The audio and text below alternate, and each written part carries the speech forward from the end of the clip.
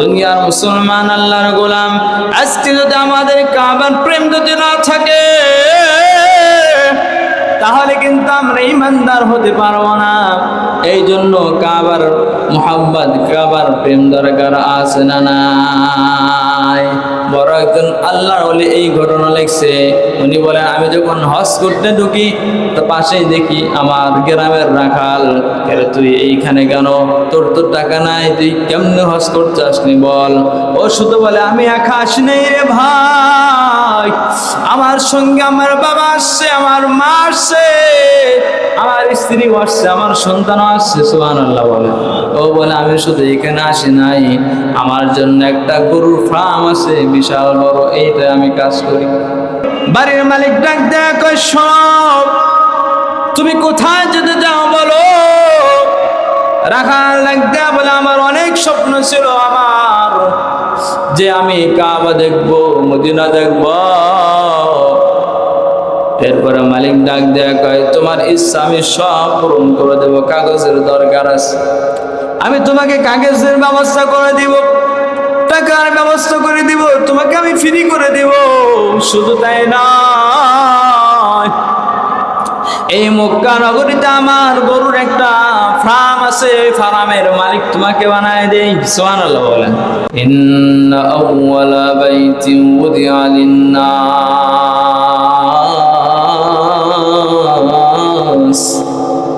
লাল্লাযী বিবাক্কাতা মুবারাকা। আমি আল্লাহ তাআলা তোমাদেরকে একটা পবিত্র ঘর এই পৃথিবীর ভিতরে নির্মাণ করেছি।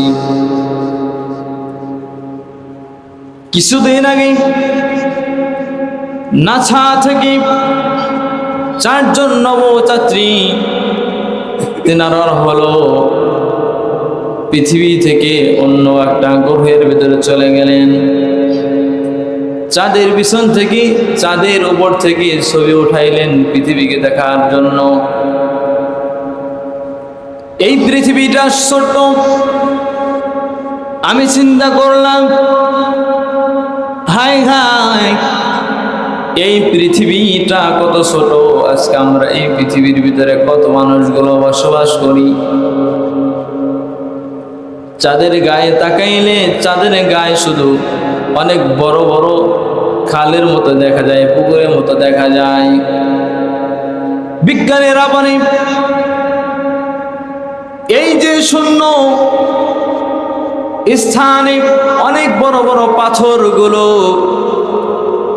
এত স্পিরিটে দৌড়ায়, এত স্পিরিটে দৌড়ায়, অনেক বড়। ওই যে সূর্য থেকে অনেকের আগুনের দলাগুলো, পাথরগুলো ছিটকে যখন পড়ে চাঁদের ভিতরে পড়ার কারণে চাঁদগুলো অনেক জায়গায় ছিদ্র ছিদ্র দেখা যায়। কিন্তু আজকে কিছু কিছু পাথরগুলো আছে, ওই পাথরগুলো দুনিয়ার ভিতরে পড়ার চেষ্টা করে। কিন্তু আল্লাহ তাআলা আমাদেরকে এই পৃথিবীর ভিতরে কিছু কিছু স্তর দিয়েছেন, যেই স্তরের এত ঘনত্ব, যত উপরে যাবেন, আকাশের দিকে যাবেন, ওই পাথরগুলো যখন ছিটকে আসতে চায়, এত স্পিরিটে রওনা হয়, ওইটা হওয়ার কারণে ওই পাথরটা ঘর্ষণ লেগে লেগে আগুনে পুড়ে ছাই হয়ে যায়। বলেন সুবহানাল্লাহ। ওই পাথরটা আর দুনিয়ার ভিতরে পড়তে পারে না। মাঝে মাঝে দেখবেন চোখের সামনে দেখা যায় আগুনের গোলা এখান থেকে ওইখানে চলে গেল, দেখা যায় কি যায় না? দুনিয়ার মুসলমান আল্লাহর গোলাম, এইগুলো হলো আমাদের আকাশের উপরে অনেক উপর থেকে আগুনের, এবং কিছু কিছু বালু আছে, কিছু কিছু পাথরগুলো আছে যেইগুলো ওইখানে কোনো বাতাস নাই, ওইখান থেকে কঠিন জোরে জোরে ঘুরে ঘুরে বেড়ায় চাঁদের সঙ্গে যেইগুলো গ্রহ আছে, ওই গ্রহর সঙ্গে ঘুরতে থাকে। ও দুনিয়ার মুসলমান আল্লাহর গোলাম, আর অনেক পাথরগুলো আছে অন্য অন্য গ্রহের ভিতরে ঢুকে যায়। ওই পাথরগুলো আমাদের পৃথিবীর ভিতরে ঢুকতে চায়, কিন্তু এই ঘর্ষণ লাগার কারণে অনেক আগুন ধরে যায়, যার কারণে আস্তে আস্তে ওইটা নাই হয়ে যায়। এখন চিন্তা করেন এই পাথরগুলো পৃথিবীর ভিতরে যদি পড়তো, তাহলে বলেন আমাদের অবস্থা কি হইতো? দুনিয়ার মুসলমান, আল্লাহর গোলাম। আর এরপরে আল্লাহ তাআলা বলেন, আমি এই দুনিয়ার ভিতরে সবচেয়ে আমার প্রিয় ঘর বানাইছি কাবা, যেইখানে কিয়ামতের দিন আমি আল্লাহ তাআলা ওইখানে আমার চেয়ার হবে, কুরসি হবে, ওইখানে বসে বসে আমি আল্লাহ তাআলা বান্দাদের হিসাব নিকাশ নিব। বলেন সুবহানাল্লাহ। এই জন্য বান্দা আল্লাহর গোলাম, আজকে আমাদের যে সামনে মাসগুলো আসছে ইবাদত করার মাস, হজ্জের মৌসুম আসছে, যেরকম ভাবে আল্লাহ তাআলাকে ভালোবাসতে হলেও আল্লাহ তাআলাকে ভালোবাসতে হবে, ঠিক তেমনি ভাবে কাবাকেও ভালোবাসতে হবে। বলেন সুবহানাল্লাহ। যারা কাবাকে ভালোবাসে না তারা ঈমানদার হতে পারে না। আজকে ওই কাবাকে দেখি কত বেঈমানরা ওই কাবা ঘরটাকে ভাঙবার জন্য কতই না পায় তারা করলো। আল্লাহ তাআলা কই মানুষ দরকার নাই, জিন দরকার নাই, ছোট্ট ছোট্ট আবাবিল পাখি দ্বারা আল্লাহ তাআলা তার ঘর কাবা বাইতুল্লাহকে হেফাজত করেছেন। কথা বলেন ঠিক কিনা? দুনিয়ার মুসলমান, আল্লাহর গোলাম, এই কাবার প্রতি যদি মুহাব্বত না হয়, তাহলে বান্দা আমি আর আপনি ইমানদার হইতে পারলাম না। খুব খেয়াল করেন একজন রাখালের ঘটনা। তিনি হলেন খুব গরিব ভাই। এই গরিব হওয়ার কারণে তিনি হজ করতে পারেন না।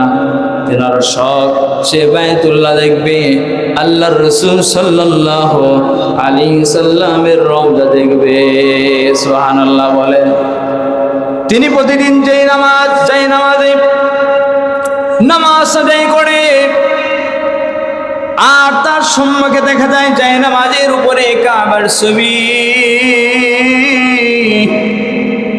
ওই ছবিটা দেখার পরে আল্লাহ তাআলার কাছে হাত তুলে বলে, আল্লাহ, শুধু কি কাবার ছবি দেখব, আমাকে কি আপনার ঘরে নিয়ে যাবেন না? বলেন সুবহানাল্লাহ।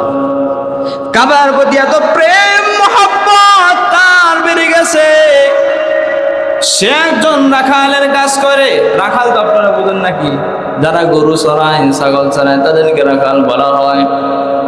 তো তিনি বলেন, আমি ওই কাবা দেখি আর আল্লাহ তাআলার কাছে বলে, আল্লাহ, আমাকে কাবা ঘর কি দেখাইবেন না? দুনিয়ার মুসলমান, আল্লাহর গোলাম, আমরা সকলেই কাবায় যাইতে চাই, কিন্তু আমাদের সম্বল নাই, এই জন্য যাইতে পারি না। কিন্তু এই ব্যক্তি একই অবস্থায়, তিনি যাইতে চায়, কিন্তু তার মনে তার যেই টাকা পয়সা দরকার, তো তার কাছে কোনো টাকা নাই, সে কিভাবে যাবে? তিনি চিন্তা করলেন, আমার তো টাকা নাই, কিন্তু আমি হেঁটে হেঁটে রওনা করব। এরপর মুসলমান, আল্লাহর গোলাম, ওই ব্যক্তিটা কাবার মুহাব্বত, কাবার ভালোবাসা তাকে নিয়ে চলে গেল, বাড়ির থেকে রওনা দিল। আগে তো প্লেন ছিল না, হেলিকপ্টার ছিল না, তো তিনি জাহাজে করে হজে যাওয়ার চেষ্টা করলেন। বাড়ির থেকে রওনা করলেন। যেইখান থেকে জাহাজটা জেদ্দায় চলে যায়, এক পর্যায়ে হাঁটতে হাঁটতে সেই জাহাজের কাছে চলে গেলেন। যাওয়ার পরে একটুখানি অপেক্ষা করলেন। অপেক্ষা করার পরে ওই জাহাজের যেই মালিক ছিল, কিছু কর্মজীবী ছিল, তারা হলো কাজ করতেছে। হঠাৎ করে একজন ব্যক্তি একটা লাগেজ উপর উঠাইতে গিয়ে নিচে পড়ে গেছে। তো ওই রাখাল ব্যক্তিটা সামনে আগায় যায়, ডাক দেয়া কয়, ভাই, তুমি তো অসুস্থ হয়ে গেছো, তুমি বিশ্রাম নাও, তোমার গায়ে যে জ্যাকেট আছে আমাকে পরায়া দাও, তুমি বেতন পাইবা, শুধু আমাকে একটু যারা কাবা দেখে তাদেরকে আমি দেখতে চাই, আমার মনে একটু শান্তি পাইতে চাই, আমি তাদের খেদমত করি। অতএব তুমি বেতন পাইবা, শুধুমাত্র আমাকে তোমার জ্যাকেটটা দিয়ে দাও, আমি একটু তাদেরকে কাজ করে দেই। এরপরে মুসলমান আল্লাহর গোলাম ওই ব্যক্তিটা বলল, ঠিক আছে তুমি আমার জ্যাকেট নিয়ে নাও। এরপরে ওই ব্যক্তি অসুস্থ হয়ে গেছে, জ্যাকেটওয়ালা ব্যক্তি। ও দুনিয়ার মুসলমান আল্লাহর গোলাম, সামনে যখন আগায় যায় আর যখন ওই জাহাজটা সারার সময় হয়ে যায়, আর ওই রাখাল ব্যক্তিরা জাহাজে যে ব্যক্তি কাজ করত ওই ব্যক্তির জ্যাকেটটা পরে উঠে চলে গেছে। সুবহানাল্লাহ বলেন। দেখেন কিভাবে চলে গেছেন, তার মুহাব্বত, তার কাছে টাকা পয়সা নাই। ত্যাগ পর্যায়ে জাহাজে তো অনেক সময় তল্লাশি করা হয়, টাকা টিকিটের সব তল্লাশি করা হয়, সে শুধু ভান ধরে। দেখবেন এই যে যেই লঞ্চের ভিতরে দেখা যায় অনেকেই আমরা বেশি, এরপরে বাদাম বিক্রি করে কি করে না, ঠিক তো এরকম ভাবে উনিও একটা ব্যবসা ধরার উদ্দেশ্য চলে গেলেন। কোনো হাজির সাহেবের জামা খেসে দেয়, কোনো হাজির সাহেবদের খাবার রান্না করে দেয়। এরকম করতে করতে এক সময় রাত্রিবেলা জিদ্দায় পৌঁছে গেলেন। বলেন সুবহানাল্লাহ। তার মুহাব্বতে কি জিদ্দায় চলে গেছে। এখন ওইখান থেকে তাকে তো এখন মক্কা নগরে যাইতে হবে, তার কাছে আর কাগজ নাই, জাতীয় পরিচয়পত্র নাই, টাকা নাই। এখন সে কি করবে? অবশেষে জাহাজ থেকে সে পানিতে লাফ দিয়েছে। সাঁতরায় যখন সামনেটা আগায় যায়, যাওয়ার পরে দেখি একটা অন্ধকার ঘর, ওই অন্ধকারের ঘরের ভিতরে একটা বাতি জ্বালানো। ওইখান থেকে একটা শিশু ভীষণ কান্নার আওয়াজ ওই রাখালের কানে চলে গেল। রাখালটা বাড়ির কাছে যাইয়া দেখে এক ব্যক্তি অনেকবার চেষ্টা করলো, একটা গরু গাই দোয়াইছে, কিন্তু গাই দোয়াইতে দেয় নাই। দুধ দোহান করবে, গরুটা হলো লাথাইতেছি, গরু আর দুধ দিতে চায় না। অনেকবার চেষ্টা করে, ওই ব্যক্তি শুধু তাকায় দেখে। বন্ধু আল্লাহর গোলাম ওই রাখালটার কাছে যাইয়া বলে, ইশারা ডাক দেয়া বলে, তুমি আমার কাছে দাও, আমি এই গরুর দুধ দোয়ান করি। বলে তুমি পারবে না, আমাকে দাও। সে গ্রামে যেরকম ভাবে যেটা চায়ের গরু হয়, ওর পিছনে দুইটা পা দড়িতে বাঁধা হয় না, উনিও একই অবস্থায় বাঁধেছে টাইট করে। বাজার পরে দুধ যখন ধোয়াইছে, উনি ডাক দেয়া বলে, গরু অনেক দুধ আছে, বিশাল বড় একটা বালতি নিয়ে আসো। এরপরে যখন দুধ দোহন করছে, ওই সন্তানটাকে দুধ খাওয়াইছে, অনেক ক্ষুধা লেগেছিল। অবশেষে কাজ যখন শেষ হয়ে যায়, রাখাল ডাক দেয়া বলে, ভাই বলো তো একটু মক্কা কোথায়, মদিনা কোথায়? আমি মক্কা দেখবার জন্য আমি আসছি। ওই যে এরপরে মুসলমান আল্লাহর গোলাম বলে, ঠিক আছে যাও। এরপরে ওই ফার্মের মালিক বানায় দেওয়া হয়। এরপরে সে কাবার কাছে হজ করে এসেছেন। আস্তে কইরা তার বাবা ছিল, তার বউ ছিল, মা ছিল, বাবা ছিল, সবাইকে আস্তে মক্কা নগরের নাগরিক বানানো হয়ে গেল। বলেন সুবহান।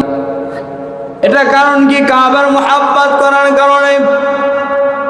এই জন্য হজের মৌসুম চলছে, যারা হজ করতে গেছেন দেখেন ওই দেশ থেকে আসতে মন চায় না। ওই কাবা দেখলে আর মনে হয় না বাংলার জমিনে যায়। এত সুন্দর এই কাবা ঘর, নবীর রওজাটা কত সুন্দর। দুনিয়ার মুসলমান আল্লাহর গোলাম, আজকে যারা ছিল নবী ছিল, একটু চিন্তা করে দেখেন নবীর জামানায় কত সুন্দর ব্যবস্থা ছিল। কথা বলেন ঠিক কিনা?